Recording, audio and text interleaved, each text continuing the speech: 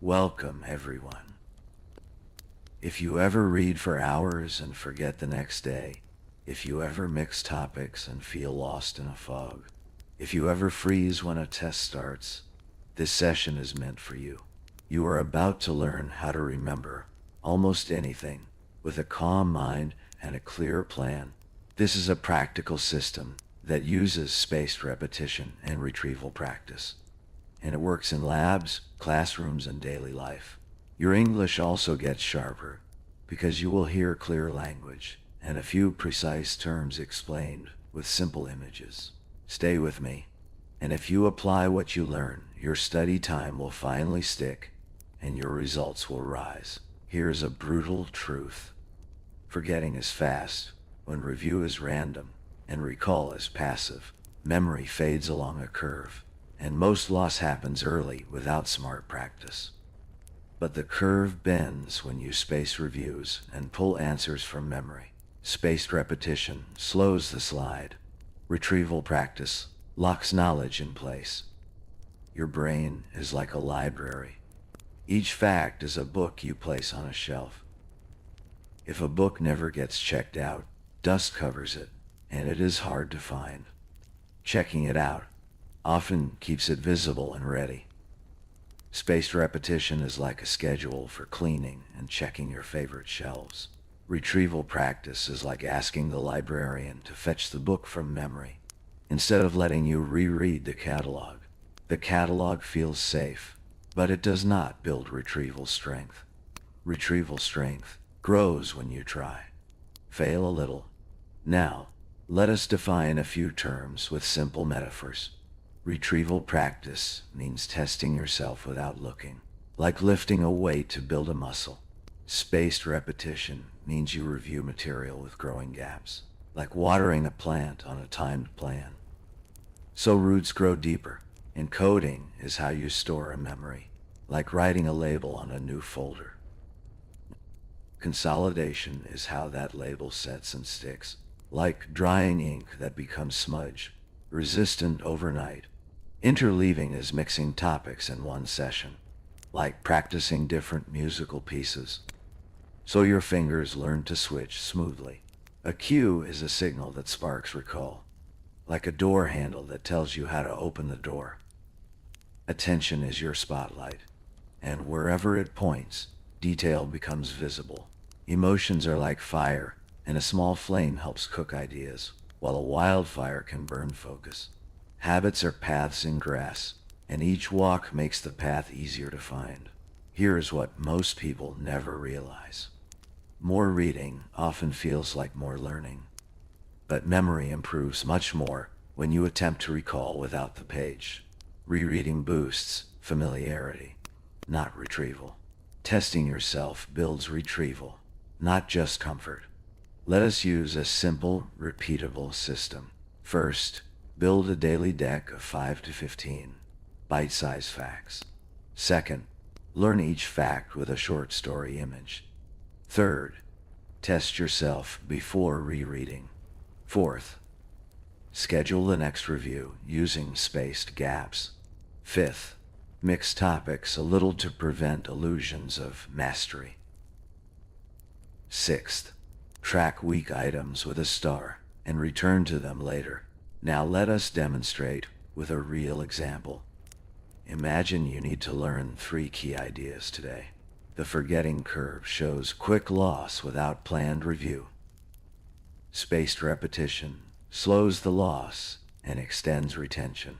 Retrieval practice increases long-term memory more than extra study.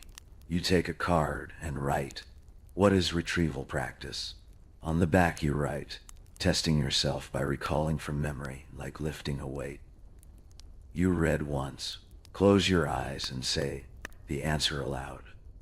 You check and correct a word or two. Then you schedule the card for later today, then 2 days, then 5 days, and so on. That schedule is your spacing plan. Now, let us craft the whole routine you can use tonight. Greet your study with a 1-minute setup. Say your goal and time. Box it.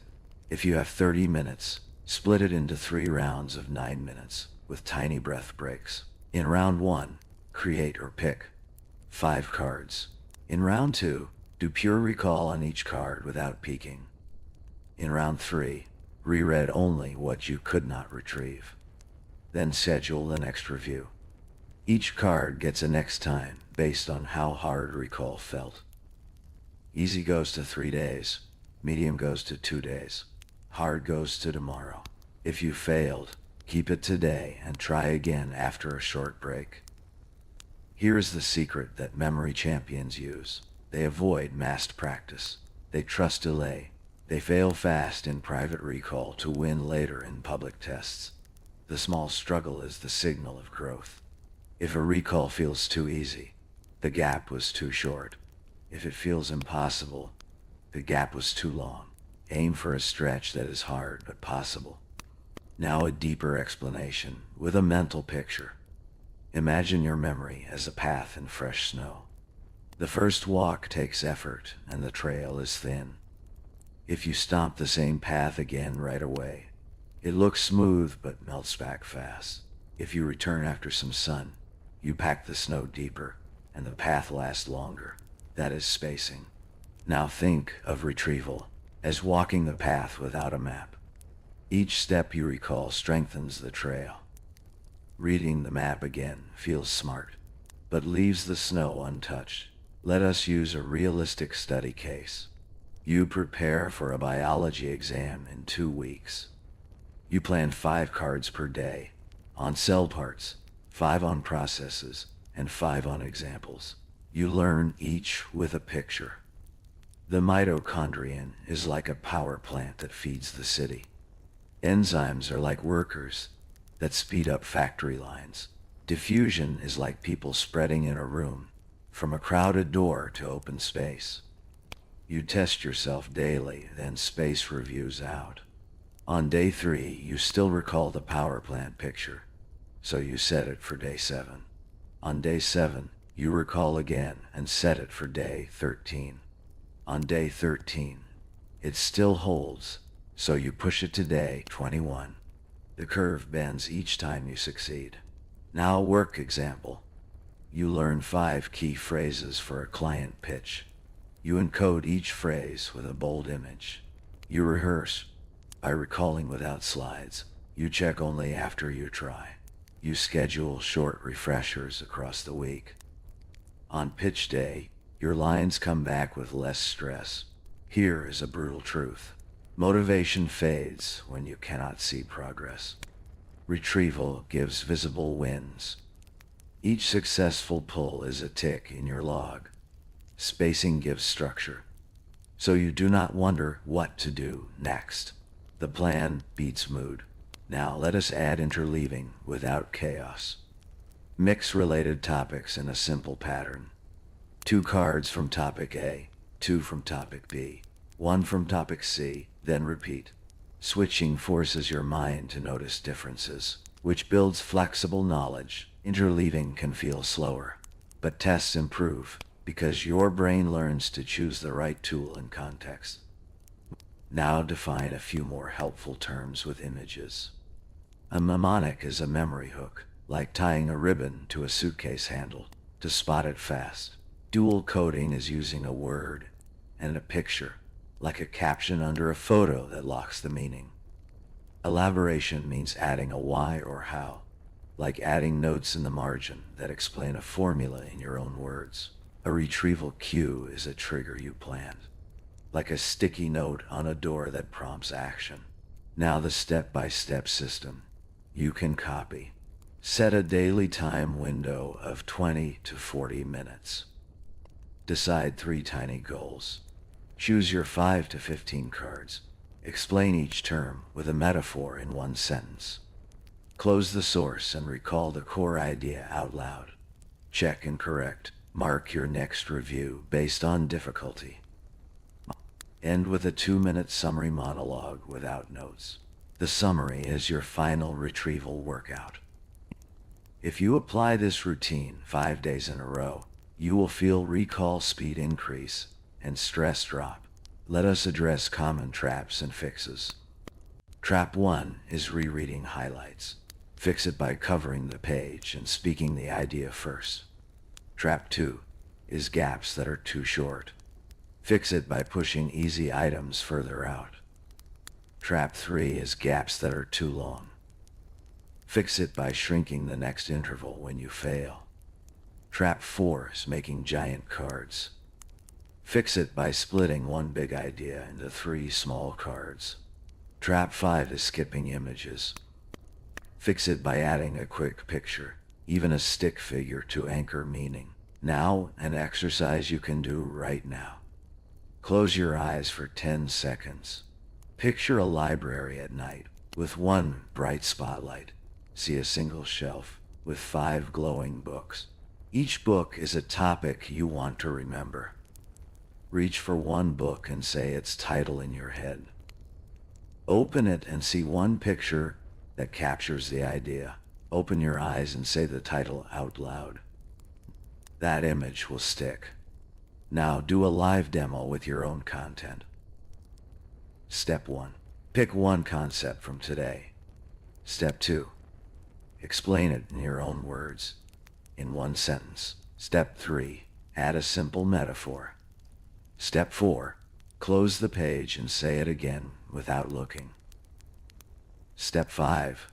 Schedule a review for tomorrow. Then 3 days, then a week. If it still sticks, push it to 2 weeks. If it breaks, pull it closer. That is your spacing dial. Here's what most people never realize. Long study blocks without recall can create the illusion of knowledge. Short recall bursts with space create real durability. Real durability is what survives stress and time. Your attention is your spotlight. So point it on the task and keep the beam steady. Use a small ritual to begin. Put the phone away. Set a timer. Take one breath in, one breath out, and begin. If your mind wanders, note it and return to the card. That return is like steering a bike back onto the path. Each correction is progress. Now a quick guide for tools. You can use paper cards or a simple app. The tool does not matter if you keep the 2 rules. Recall before reread. Space before cram. A good app will suggest intervals based on your answers. A notebook will need manual dates, which also works if you keep it simple. Use marks like E for easy, M for medium, H for hard. Put a date next to each mark. Check the date each day and do the do cards first. Here's a small protocol for weak spots. When you fail a recall, do not panic. Say the answer aloud. Write one extra cue that would have helped. Make the cue short and concrete. Then try to recall again after 2 minutes. If you still fail, review once and set it for tomorrow. This builds a rescue ladder for tough items. Now the science checkpoint in plain words. Retrieval practice boosts long-term retention more than extra study because it strengthens the path back to the memory. Spaced repetition aligns your reviews with the biology of forgetting, so you review just before the memory would fade. Interleaving helps you pick the right method because it trains your brain to notice differences between similar ideas. These ideas stand on decades of research, not trends. Now let us connect this to language learning. Use the same system for vocabulary and phrases. Make cards with a word, a picture, and a short example sentence. Recall the word before you look. Say the sentence aloud. Space your reviews. Mix words from different themes so you can switch contexts. If you do this daily, your speaking and reading recall will speed up. Now a quick mental rehearsal. Close your eyes and imagine tomorrow evening. You open your notebook. You see 5 cards waiting. You smile, set a short timer, and begin. You recall the first answer without help. The second is hard, but you pull it after a pause. The third fails, and you add a cue. You finish and set new dates. You close the notebook and feel calm. That is the feeling of a path getting clearer under your feet. Let us wrap with a tight recap you can say to yourself. Hamwasasini, retrieval before reread. Space before cram. Mix a little. Make tiny cards. Use images. Adjust intervals by feel. Track and return to weak items. Keep sessions short and steady. If you apply these steps for 2 weeks, your recall will improve, your stress will fall, and your study time will finally pay you back. You will not just remember more. You will become the kind of person who keeps promises to the future self. Now, if this session helped you, subscribe and stay. We do not chase hacks here. We build skills that last. Hit subscribe and bring one friend who needs a clear path too. The library in your mind is open, the spotlight is on, and your next chapter starts now.